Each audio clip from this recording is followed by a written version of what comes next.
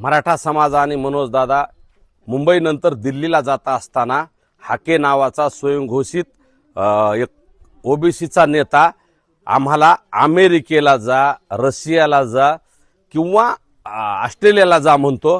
ठीक आहे, नक्की मराठी ऑस्ट्रेलियाला, मुंबईला जात, नंतर दिल्लीनंतर अमेरिकेला, रशियाला, ऑस्ट्रेलियाला आणि जगात जातील. पण तुझी हाके मानसिकता आता इतकी विकृत झाली आहे, तू एवढा खालच्या थराला गेला की तुला आता थायलंड आणि मलेशियाला बुमबुम करायला जाण्यासारखी तुझी अवस्था झाली. त्याच विकृतीतून तू बोलतोस आणि मराठा आणि ओबीसी वाद लावण्यासाठी मनोजदादाला आरक्षणाचं स्पेलिंग लिहा म्हणतो.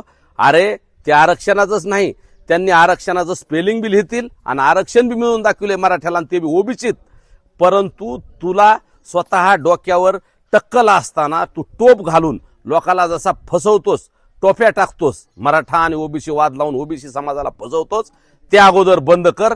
नसता तुझा टोप उचकून तुझ्या टकलात एक ठोके दिल्याशिवाय आम्ही राहणार नाहीत आणि तुझी मस्ती उतरल्याशिवाय राहणार नाहीत, हे सुद्धा तू ध्यानात ठेव.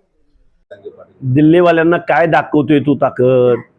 टोटल देशाच्या लोकसंख्येमध्ये तुमची ताकद किती टक्का तुमचा? त्यामुळं महाराष्ट्रातला ओबीसी सोड, पण देशातला ओबीसी एकत्र आला तर तुझं काय होईल? आणि तू दिल्लीला कशाला जातोय? अरे तू तिकडं अमेरिकेत, युगांडामध्ये, स्वित्झर्लंडमध्ये जा, तिकडं तुझी गरज आहे.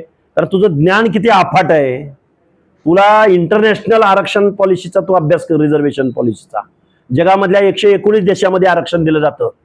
ते सत्ताधाऱ्यांना नव्हे, राज्यकर्त्यांना नव्हे, डॉमिनंट कास्ट असणाऱ्या माणसांना नव्हे, त्या त्या देशामधल्या. तू खरं तर तू दिल्लीच्या लायकीचा नाही, तू अमेरिकेच्या लायकीचा आहे, तिकडे जा.